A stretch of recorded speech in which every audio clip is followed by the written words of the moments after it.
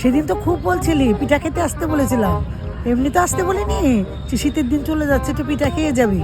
তখন তো আমাকে ধমক দিয়ে বললি হ্যাঁ যেতে পারবো না, এখন ছেলের প্রাথমিক পরীক্ষা, গেলেই পরীক্ষাটা নষ্ট হয়ে যাবে।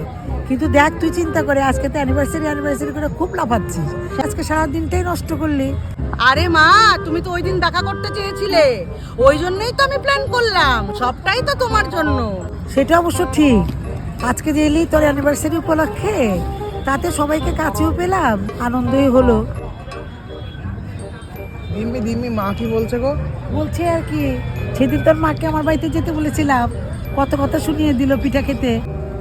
হ্যাঁ হ্যাঁ দিম্মি, জানো মা সবসময় আমার সঙ্গে এরমই করে, বকো তো। শুনলাম তো সেটা আমার ভালো লাগলো না। আমার দাদু কি বকাবকি করিস কেন? এমনি সামনে পরীক্ষা, আর দাদু তো ঠিক কথাই বলেনি। তুই তো ভুল কিছু বলিনি। এই তো সারাদিন পড়ো। আমরা কি পড়াশোনা করিনি?